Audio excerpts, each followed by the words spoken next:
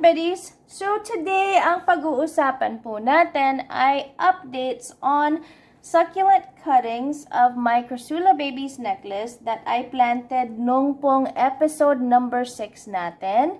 How to plant Crassula cuttings. Tapos po, ito po yun, Crassula Babies necklace cuttings. Nung plant po natin ito was about 6 to 7 weeks ago na walang roots at all. So, bare stem lang po siya nung plant natin siya. Pagkatapos, ito po ay Echeveria agavoides red tip. I received this po in the mail, bare root. And plant din po natin siya at the same time as this one, 6 to 7 weeks ago po. So, I just want to show you the progress kung how long it takes for these succulents to root after you plant them. Kasi 'di ba palagi ko pong sinasabi sa inyo na pag nagpa-plant po kayo ng cuttings or pag nagpa-plant kayo ng bare root succulents from the mail, hindi po talaga natin kailangan agad dinidiligan. Even if we feel like kailangan natin diligan kasi mamamatay sila, wag na wag po natin silang didiligan agad until we know for sure that they have roots. So, let's start po with this Crassula Babies necklace or hindi ko po alam ang common name sa Pilipinas. Is it barbecue? Pero alam ko po iba yung barbecue. String of buttons yun. But anyways, kamag-anak niya po to. So, 6 to 7 weeks in, para po malaman nyo, I always check about 4 weeks kung may roots na sila. And, diniligan ko po sila at 4 weeks kasi meron na silang konting maliliit na roots. Now, magpupul po tayo ng isa. Titignan natin kung nag-root na sila. Ang isang indication po na nag-root na sila is pag diniligan nyo po at 4 weeks, which is normally, I check naman kung may roots na nga. Pag diniligan nyo po, agad po siyang titigas ulit at tataba. Pero kung minsan, tingnan nyo, ito tingnan nyo pag prines ko, malambot. Parang ano siya, parang wilty siya. Pero ito, pag prines ko, ang tigas. Hindi nagbe-bend ang leaves at all. So, magpupul po tayo ng dalawa. Yung isa, yung malambot-lambot pa. Remember, this is 6 to 7 weeks in, ha? Tingnan nyo po yung roots na grano niya. Nakikita nyo ba? Ayun yung white. 'Di ba? Ang konti. This is why hindi po siya tumataba. Kasi, it looks like nag-start pa lang po siyang mag-root. Nung chinek ko po ito at 4 weeks, actually, wala pa siyang roots. Pero ngayon, may roots na. So, okay na rin siyang diligan. Unti-unti, lalaki yung roots niyan. Pagkatapos po, ano na siya. Tataba na po. Tataba na po ulit siya. Ito po yung isa, tignan nyo, 4 weeks in, wala pa, 6 to 7 weeks in, wala pa rin pong roots. So, kung minsan talaga, yung iba, mabilis, pero yung iba, ewan, mabagal.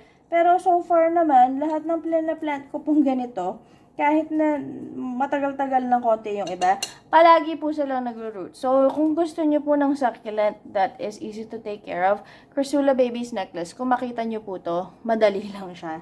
Isa po talaga siya sa mga absolute favorites ko. Magpupul po tayo ng isa pa. Ito po, matigas siya. Matigas siya at saka mataba-taba na po. Remember, nung pong plinant ko to, kung papanoorin nyo po, episode number 6, please watch. I show how to plant them properly. Tignan nyo po yung roots niya. Ayan ang dami na. 'Di ba? Dati wala purong roots yan. Nung plinant ko, 6 weeks ago. Ayan, tapos yung plant mismo, mataba na ulit siya. May new growth na ulit. And then, tinanggal ko lang po yung mga nag-dried leaves na dito.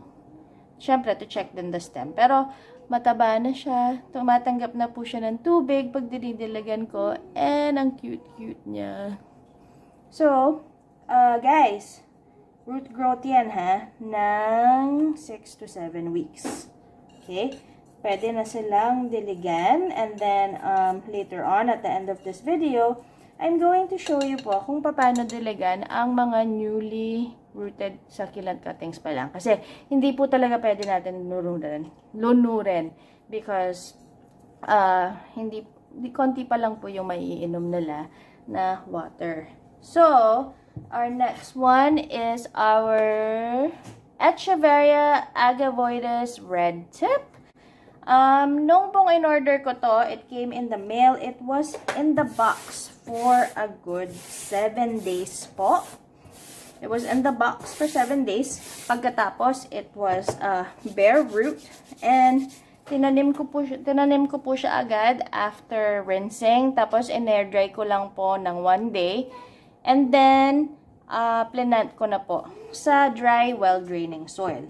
Diba? Yun po ang palagi ko suggestion. Always plant succulents when you repot in dry, well-draining soil. So, pag po bare root, 7 days po pwede na rin pong diligan. Pero ako, just to be on the safe side, kung alam ko naman po kasing healthy naman siya. Nung po kasi dumating sa akin to, healthy, ang tigas, malaki pa sila. So, hindi ko po talaga agad siya diniligan. Diniligan ko in week 4, nung pong may nakita na akong konting roots. So, tignan po natin, 6 to 7 weeks in, yung root growth po ng Echeveria agavoides red tip ko. Ayan. Tignan nyo po yung mga bagong roots. Yung kulay white. Wala. Ang dami na niya pong roots. So, healthy na po siya. Sobrang ready na po siya to take in water. Dinidiligan ko lang po to. Konti-konti right now. Dahil as you can see, kahit naman diligan ko yung buong soil, hindi naman po magre-reach yung roots niya sa bottom. So, ang gawa ko po, pag bago pa lang po kasi talagang plant is, konti-konti lang po yung dinidiligan ko. Hindi po ako nagme-measure ng 10 ml or 20 ml. Basta, estimate lang po. Yung estimate nyo lang po, just enough water po to wet the root ball. Yun. Hindi po ako gumagamit ng syringe or whatever. Hindi ko po talaga mini-measure. Basta, ang alam ko, konti lang. Enough lang po para lang po mabasa yung root balls nila. So, ayun po yung pinakamalaki. Alam ko na siya yung pinakamalaking root system dahil nakita ko na dati. Tapos ito, ayan. Tignan nyo po, iba-iba ang progress nila, diba? This one, kung tignan ko, parang wala pang masyadong bagong roots. Pero meron na rin, hindi lang talaga makikita sa camera. But not as much as this one. Pero planted po yan, at the same time. So, iba-iba po talaga. It's like, depende po kung succulent, kung gusto nila ba ng root at maghanap ng tubig o hindi. Pero pwede na at that point, matagal na rin po kasi. Pwede na natin siyang diligan. Actually, I have been. And, parang okay naman po sila. Oh my goodness, I'm trying to bury po yung roots. Tapos, ito po, wala pa rin masyadong roots. Pero nakikita ko, meron na po yan white hair roots sa baba. Dali lang po Kasi, gusto ko itabon yung soil, pero parang ayaw.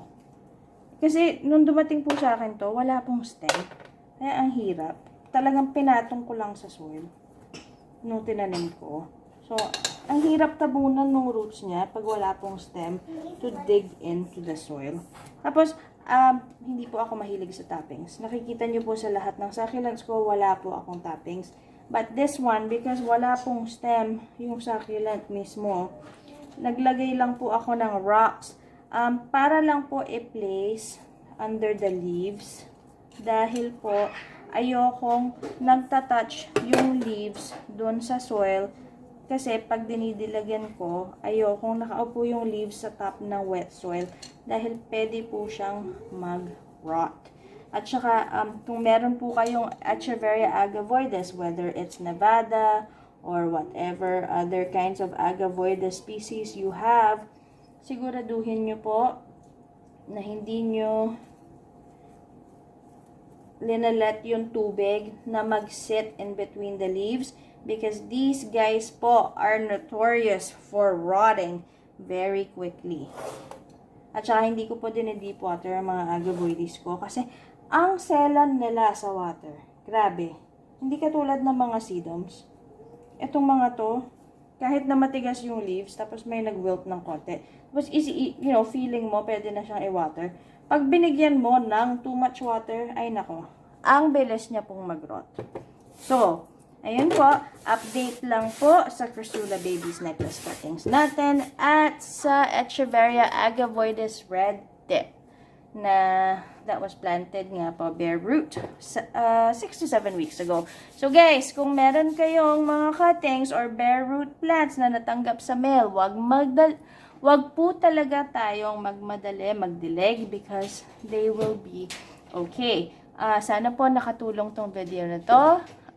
I hope you like this update. Please make sure to watch episode number 6, how to cut how to plant succulent cuttings at saka po plant Echeveria agavoides lipstick para makita nyo po nung bago pa lang silang plant. Okay? This is Christine from these Succulent Buddies. Don't forget to comment, like, and subscribe, and I will see you on the next one. Thank you.